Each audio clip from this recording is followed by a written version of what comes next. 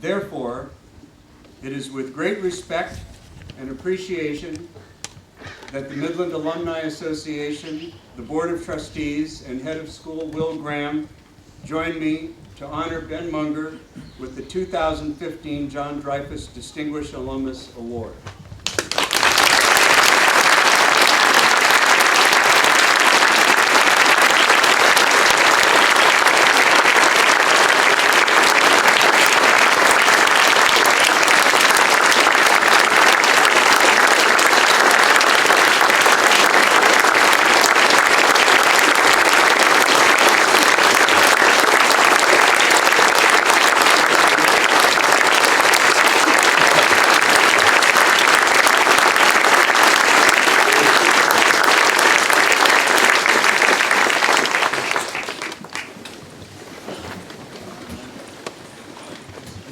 Thank you. Students, in these words, which you can tune out, there are 4 of my poems. They're biographical and in chronological order. You could just listen to those if you want. The history of conservation in the American West is a transition from placing people outside of nature to placing people within it. This has been my journey from the 1970s to the 2000s. In the 1970s, wilderness to me was a measured distance from people, 10 miles from the trailhead, past the last camp where the trail narrows, and I was not satisfied until I was as far out as I could get. But ironically, I was always interested in looking for the past peoples who had been there before. Just saying the name San Rafael Wilderness meant far from people, and I bit hard on the critical mistake of thinking that the absence of people meant you were in real nature. This is what we were implicitly taught and marketed by the backpacking industry in the 1970s. Because we had the ability to hike and carry our stuff there, it was essentially ours. The past was the past and did not connect us in any meaningful way other than a wilderness experience. I always wanted to work on the Moose Creek Ranger District of the Nez Perce National Forest, an all-wilderness district. People who worked there were assigned Norman Maclean's A River Runs Through It as required reading. I worked in the next ranger district over that tried to sell timber in the early 1990s. My Forest Service career goals were to get a permanent job, then somehow end up as a lookout, a budding contradiction. At this time, I read and reread Aldo Leopold's A Sand County Almanac. Jack Ward Thomas was the chief of the Forest Service, and Leopold's conservation ethic became the rallying cry of a new mission in the agency that was going to focus on ecosystem services rather than board feet of lumber. But Smokey the Bear still puts fires out. Here comes the big yellow Pulaski. Dennis Habig was growling on the radio, "Hurry up and get there. Stop first at the ranger station and power wash the grousers and undercarriage. Knapweed is worse than fire." Dozer operator had never been to a fire from a construction job in Dillon, off to the big hole in the Bitterroot Mountains. Habig is still yelling, and we are on the way up the logging road. But the 3-axle trailer gets stuck on a curb. We have to unload the D6 and push the trailer around the corner. Now Mark Petroni is on the radio, and we make it. Unload and clank to the fire on the edge of an older clear cut. Dead and live trees falling as we carve along the edge of the fire. I didn't know that there had been a fist fight earlier between hotshot crews. Hostility boiled in a nest where the saws were buzzing. The superintendent of the Helena Hotshots walks towards me and he sneers, "Here comes the big yellow Pulaski." That was the summer of 1998, and the next summer I was back at Midland and about to read William Cronin's essay, The Trouble with Wilderness, while burning piles of wood in Trash Canyon.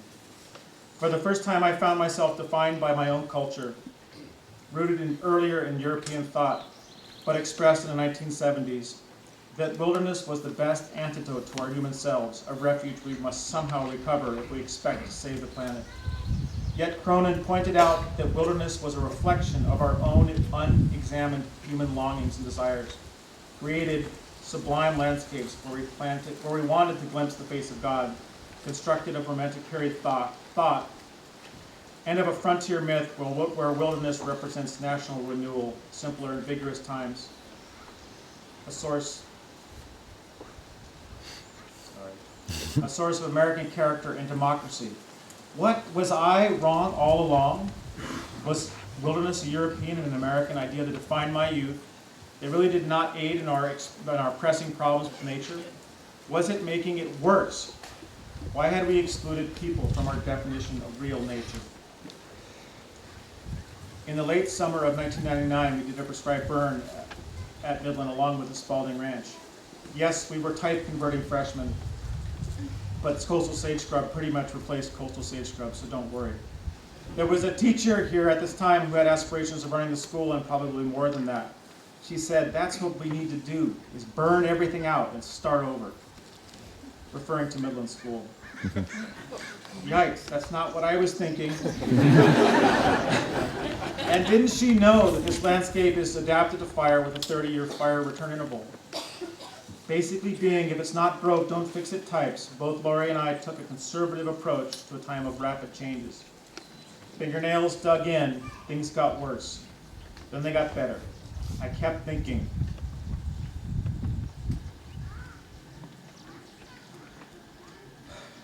If I can do as well as Sherman, Chris, David, and Alan Russell, everything would be all right.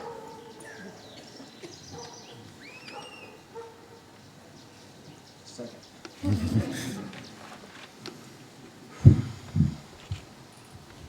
The things I've cleaned up along Figueroa Mountain: star thistle, couches, stoves, tires, dead pigs. 2 heads and 9 feet didn't add up, all dumped together. Hypodermic needles, human feces, endless beer bottles, a camper shell. Derek Harwell got that one. How do you define the pragmatic middle ground between extremes? One was the act of not abandoning Midland school culture at this time in the early 2000s. Kind of digging in and finding out what our unfair advantage was. For me and Laurie, it was the land. The land was a teaching opportunity to be explored, and stewardship of the natural and cultural resources was the top of my list. Slowly we built knowledge and ranch and farm infrastructure like fences and water, protecting critical springs like Pistol Holly and Red Rock. We made 4 cattle pastures of the property where there had been only one. The list goes on: planned grazing systems, active restoration of degraded riparian zones, conservation of open spaces, implementation of organic farming with minimal tillage, and management of the land for long-term resilience. We were not changing our ethics. It was about learning and gaining knowledge and doing. We still believed in needs, not wants, but we learned that organic matter in the soil was important also. Essentially, it was about leaving a place better than you found it. And thank you, Ben Rich, which I understand better than the difficult accounting of needs versus wants. Burned fence lines. Burned fence lines, ancient barbed wire grown through live oaks, using recycled redwood posts was my favorite. Now 2x2 hardwood grape stakes, first used in 1975 by the Sanford Winery, are my favorite. Bear tracks in Adobe Creek. Someone saw a lion. It was near where Ralph dragged a dead steer. Physically and ecologically, Midland is in between 2 extremes: the Sedgwick Preserve, where cattle are not welcome, and the Chamberlain Ranch, where grass is not welcome unless eaten by cattle. We had to find ourselves in the middle somewhere with land management. We found a place that has been referred to as the Radical Center, a term created by Bill McDonald, one of the founders of the Malphite Borderlands Group. The Radical Center is really about working, partnerships, trust, and action, and it is not a physical place or an attempt to save ranching culture.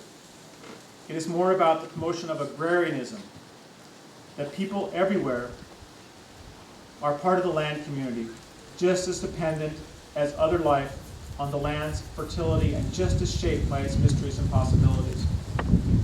The The Radical Center brings Leopold's conservation ethic back into focus and challenges us to treat soil and water with the same ethic we extend to humans.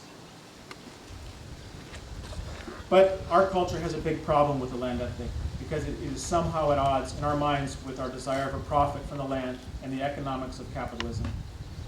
The Radical Center is as simple as our ability to say thank you to soil, animals, and plants in our graces before dinner at Stillman Hall. We do happen to be close to the animals and the plants we eat and the soil that supports them, and it is acknowledged every week at sit-down meals. If the Radical Center is a process, then it places people directly in the middle of that process. Jim Corbett, part of the foundation of the Malpai Group, said, "For us humans to be at home in the wildlands, we must accept and share life as a gift that is unearned and unowned.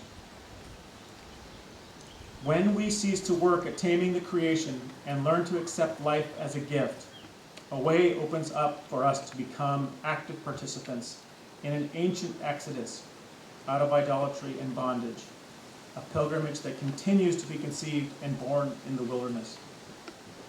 In this sense, communion, the Radical Center, is always here and now rather than an end state.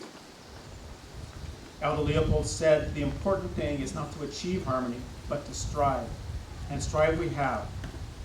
Lisi with Oak Restoration and Solar Energy, Marguerite and Will with their tireless work and support of the farm and ranch, BG, Gloria, and Emily for their willingness to cook with more prep time, experimentation with frozen tomatoes and peppers and meat, and the willingness to plan menus around what we can produce. Nick Alexander and Pam Doran for being generous allies in the process of making conservation and farming and ranching work.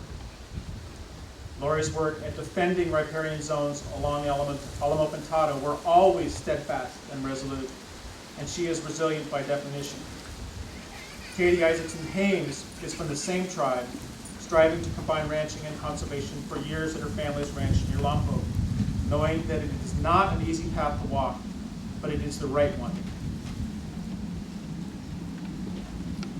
And Greg Donovan, our partner on the farm, who in my mind always seeks the truth in what Leopold referred to when he said, "A thing is right when it tends to preserve the stability, integrity, and beauty of the biotic community. It is wrong when it tends otherwise."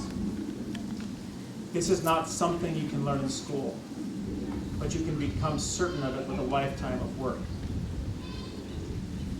We're a strong community of teachers, staff, and students that strive to do the hard work of achieving harmony, coexistence, resilience, and stewardship, a place for people in nature, not outside of it. Wendell Berry said, "Making a home in nature is the forever unfinished life work of our species." The ditch. Digging in the trench close to the end, slowing down the shovel and back, beginning to see the end, and the shovel doesn't work that well in moving dirt. Too close to the sky, want to keep the head down, head up, and I can't look over the lip of the ditch without some fear. Why? Isn't it just another ditch to start digging? I am an advocate of wilderness. It is the place I want to be, and I know that us humans have a place there if we want. Or is it a need? Thank you.